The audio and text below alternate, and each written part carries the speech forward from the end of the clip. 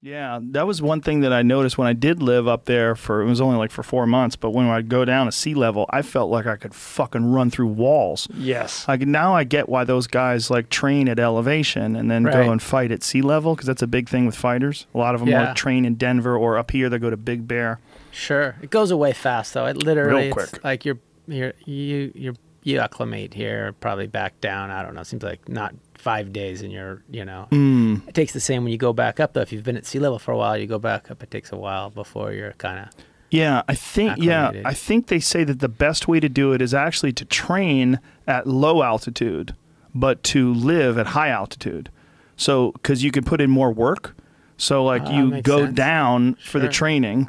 Like, say if you were next to Big Bear, you would drive down and then train at, like, wherever down there, and then bust your ass in San Bernardino or whatever, and then go back up the hill and sleep and eat and do all your stuff at high altitude. So where your high workload is, like for the maximum efficiency of your training.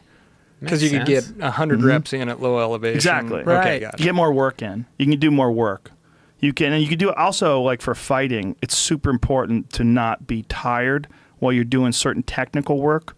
Like you're going to be a certain amount of tired, but you don't want to be exhausted. Because your brain doesn't work, right? No, you drop your hands. You develop shitty skills. You start making errors in your technique, and those errors in your technique will manifest themselves under pressure. So it's like one of the things about fighting is it's super important that you do everything in training exactly how you would do it if your fucking life depended on it.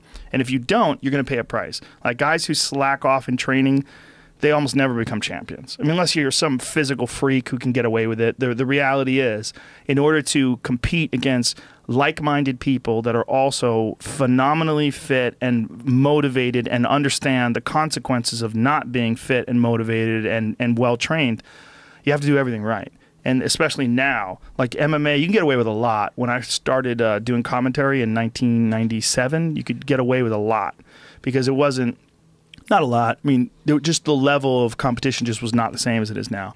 But now the people are so good that the margin of error is so small. And the difference between victory and defeat is so small that it's just so much high-level activity going on in MMA fights that you can't fuck around in anywhere with your nutrition, with your recovery, with your, like all the different things that you're doing outside of training, like cryotherapy or floating or all these different things that people do.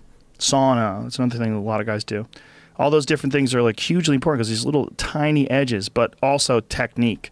Like your technique has to be efficient and has to be correct so that in the heat of the moment, you never think of doing things wrong because you've never done anything wrong. Every time you're training, you're doing things correctly, and that might not even save you. You still might get head kicked. So you're like still basically when you're at your worst, you're still the best. Yeah, well, that's the problem. The best fluctuates.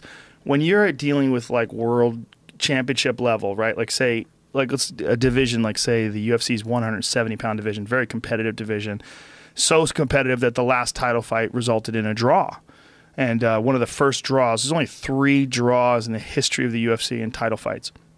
So this fight lines up in a draw, and then there's a bunch of other guys, fucking just straight killers waiting in the wings to have their shot at the title. So on any given day, one of these guys might be able to beat one of those guys. Like one of these guys comes in a little bit sick, has a little bit of a cold from training, or maybe they're breaking up with their girlfriend, their head's a little fucked up, which happens a lot. Oh.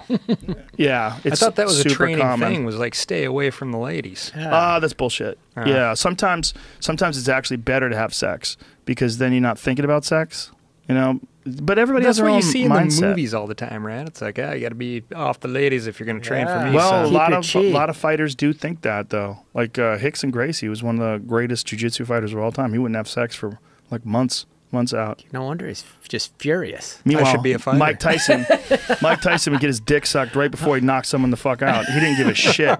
He was like, "That's bullshit. I'm here for pussy." Like, he has a great quote. Mike Tyson has a great quote. He said, "If a god invented anything better than pussy, he's keeping it to himself."